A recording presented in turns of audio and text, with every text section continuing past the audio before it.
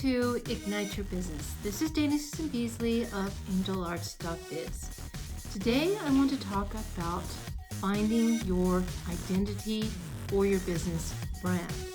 Now, there are three main components to doing this, and I explain it more in my course, Your Guidebook to Growing a Family Economy. If you want to find out more about that, you can go to growmyeconomy.com.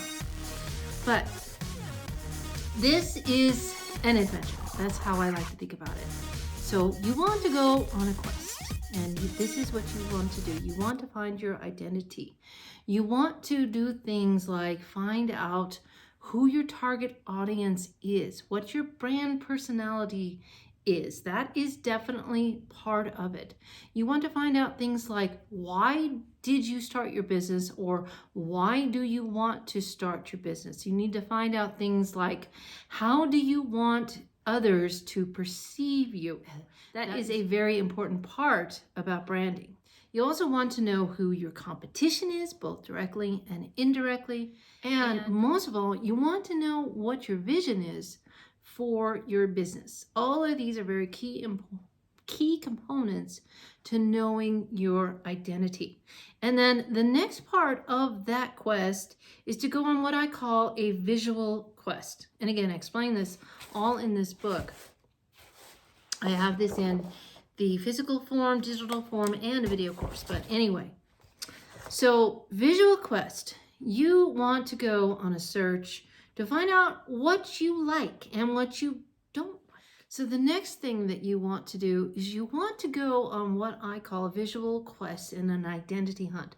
So what you want to do is, first of all, if you already have a business, you want to take a look at all of your marketing materials, whether it's your website, business card, your logo itself, all of that, and analyze it for two very important questions. So the first important question is there consistency across all mediums? And the second question is to ask, what do your prospective clients see when they look at your materials, at your brand? So you want to write those things down and really think through those. Now, another thing that you will want to do is you want to be a great observer of brands out there. Find a few brands you're interested in. It could even be your competition, and do a deep dive. Go look at their websites. Go see their signage. See if that message applies from the moment that you go in, you see it, to the moment that you go to the website, go into their store, whatever.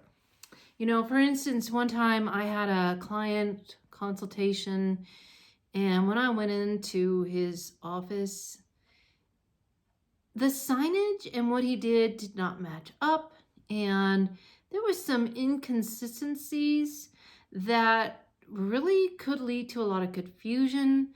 And so, it's things like that. And remember that your brand, it's way more than this pretty logo or cool logo that you put up. Your brand is not just an image. Your brand is how you treat customers and your relationship to customers. So for instance, if you have a phone number and they call you and your number does not say who you are and what business you're with, or it doesn't have a message at all, a greeting at all, then that's going to lead to confusion.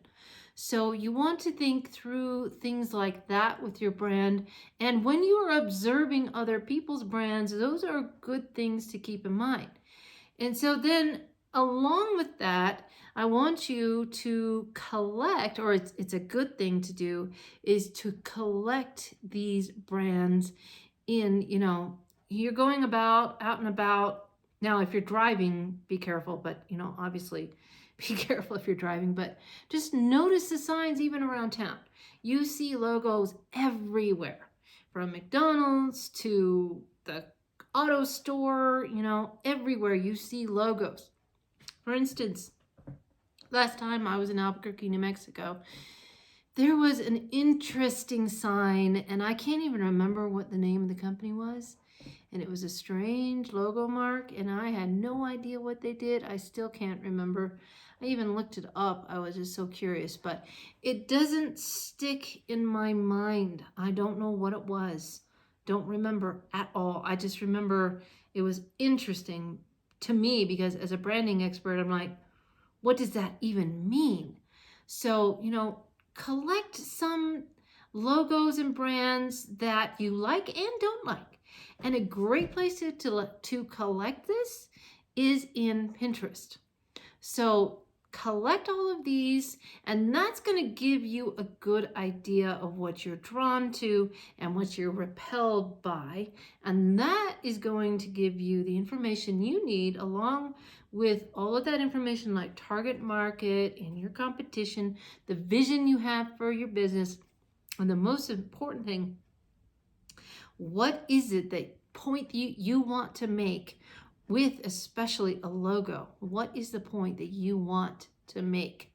So think through all of that, and that's going to help you define your identity, and that is going to help your logo be more effective. Now, okay, so my husband did this when he first took this course. Yeah, like I said, he was the first person who took my course called Brand Identity Quest, and he created his logo and his business card. Well, okay, I helped him a lot. But anyway, this is the card that we created, but that's the logo, the Essential Pillar logo. And I made that into a t-shirt for him as a gift. And that summer, we went on a camping trip. It was like a church group camping trip. And there were a lot of people we didn't know. And we're sitting around the campfire. And somebody looks at his sweatshirt and sees this logo, and he says, "Oh, I know what you do." And so that's the kind of thing that you want with your identity, to be so on track that they go, "Oh, I know what you do," and they get it. So that's a great goal to have for a brand logo and any marketing material. So, all right, so that's all about that. That is a definite way to ignite your business. And again, if you want to know more about my curriculum, go to growmyeconomy.com and you will find information about the physical books that you see here, the digital curriculum, and the video course that I have.